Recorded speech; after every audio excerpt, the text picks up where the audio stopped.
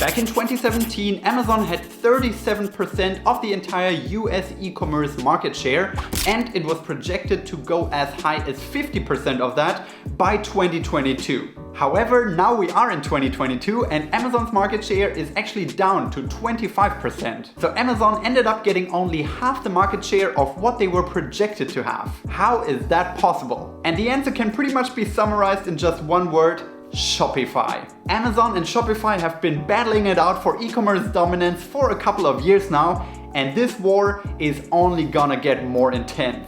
Now you might be thinking, how on earth can a global player like Amazon be rivaled by what used to be this tiny company out of Ottawa, Canada? Back in 2006, when Shopify was being founded, Amazon already had more than 10,000 employees and more than $16 billion in market capitalization. With such a head start, it only seemed logical that everyone expected Amazon to take more and more of this growing e-commerce pie. And yet here we are in 2022 and Amazon is actually taking less of that pie, while Shopify is quickly making up ground. There are 3 strategic disadvantages that Amazon has and that Shopify smartly took advantage of. And the first one is merchant fees.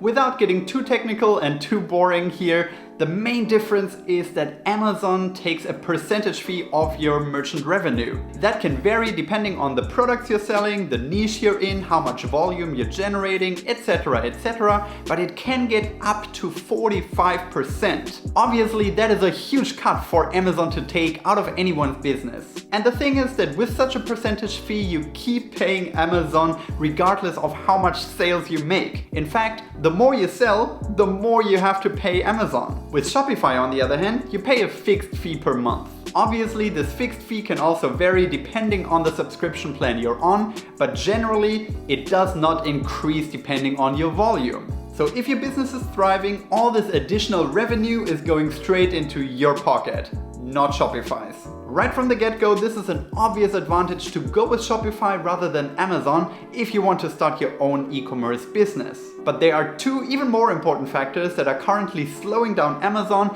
and adding to Shopify's momentum. One of them being that on Amazon you get very low brand recognition. It used to be fine for even big brands to sell on Amazon and lose a little bit of their own unique brand recognition because Amazon was just able to generate so much traffic and ultimately revenue for them. But while brands still want to be represented on Amazon nowadays, the sentiment has shifted a little bit towards their own branding, their own style, and their own unique character connected to their company. And the reason for that is mainly that the sentiment of the end consumer has shifted as well. Yes, people still love to shop on Amazon, but they equally love to discover new, unique websites, e-commerce stores that fit exactly their needs. Furthermore, consumers love to feel part of a tribe. They want to feel unique and they want to be part of a community that shares the same values. Now, where do you think you get that feeling? Certainly not by shopping on Amazon, but rather on that quirky, interesting Shopify website. As I mentioned at the beginning of this video, this is an actual war that is currently going on in the e-commerce world.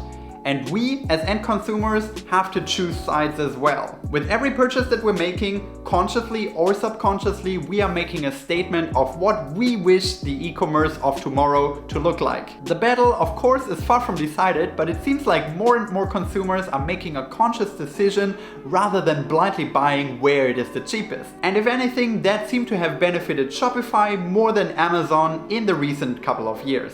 The third and last reason why Amazon is currently losing ground to Shopify is that Amazon is actually competing with its own sellers. Amazon likes to present themselves as a marketplace open to anyone who wants to sell there, but what people need to understand is that ultimately Amazon will always favor the end consumer. This is just where their priorities lie, and us as end consumers might actually benefit from that, but it comes as a severe disadvantage to all those e-commerce sellers on their platform. Because Amazon is not only providing them a platform, they are also selling their own products. So in a way, everyone who is selling on Amazon at the same time is competing against Amazon and their sales. And it goes without saying that in this competition, Amazon will always have the upper hand. They favor their own products in the ranking of the search results, and go even as far as copying successful products that other people might be selling on their platform. And once that happens, sellers can pretty much close down their shop because they know they can't compete with Amazon. Shopify's business model, on the other hand, is fundamentally different. Their sole purpose is to serve the merchant exclusively and provide them with the best possible platform. Of course, the merchants love that and they enjoy that they don't constantly have to fear that they're gonna be put out of business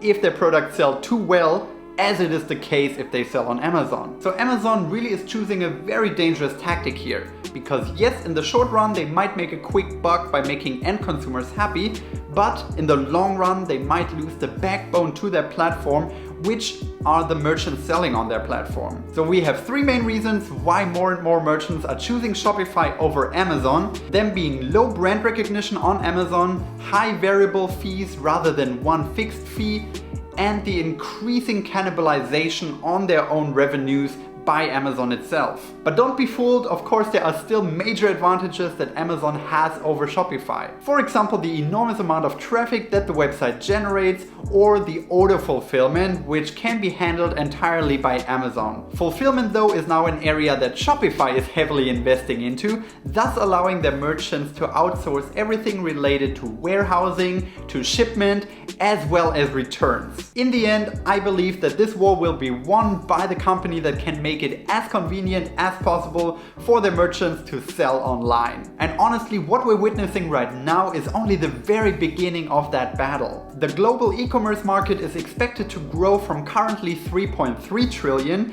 to almost 5.4 trillion US dollars by 2026. With such an enormous growth rate in the next couple of years alone, just imagine where we will be by 2030, 2040, or even 2050. And it comes as absolutely no surprise that both Amazon and Shopify do everything in their power to win as much of that market share as possible. Who will win that race in the end? We still don't know, but one thing I know for sure, it will be a very interesting race to follow. And if you want to get more videos like this one about e-commerce, about fintech and everything related, then I suggest that you follow this channel by clicking the subscribe button. Thanks so much for watching, and I'll see you next time.